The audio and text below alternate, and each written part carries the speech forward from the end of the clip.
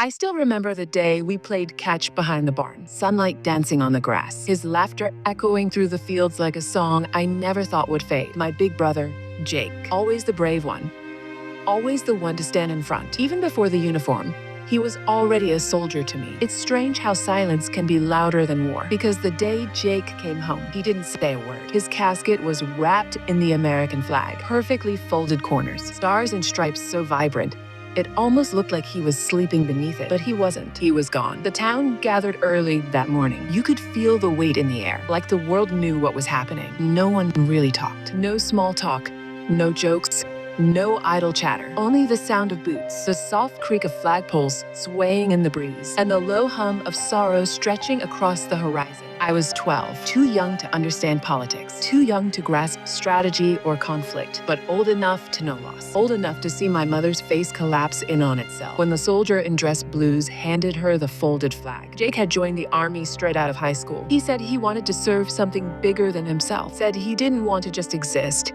He wanted to protect. I never really understood what that meant until the day we walked behind his casket, mile after mile, as the silent parade wound its way through our town. It wasn't a parade like you see on holidays. No floats, no marching bands, just people standing in silence, saluting, holding signs with Jake's name. Some had tears.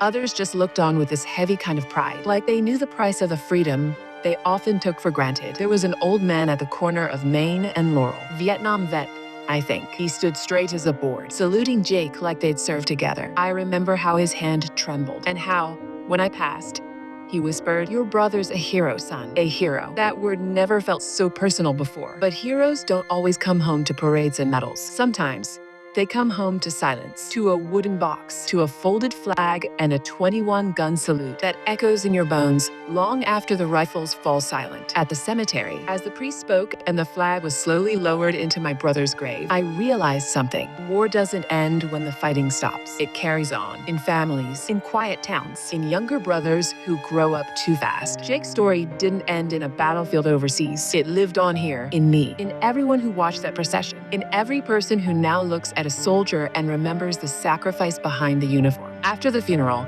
I found one of Jake's letters. It was crumpled in the corner of his old desk drawer. He'd written it months before he died. It said, "If anything happens to me, tell Mom I don't regret a second. Tell Tommy to be strong. Tell him bravery isn't loud. It's silent, like a promise you keep, even when nobody is watching." That line never left me. Bravery isn't loud. It's silent, like a parade, marching through a grieving town, like a brother's quiet tears as taps plays over a flag-covered casket, like a nation remembering its fallen, not with noise, but with reverence. I never got to say goodbye the way I wanted, but maybe this story, this memory, is a way to honor him and every soldier who never made it home. To the ones who gave everything, we see you, we remember you, and though your parade may be silent, your sacrifice echoes through every street, every flag, and every heart that still believes in freedom.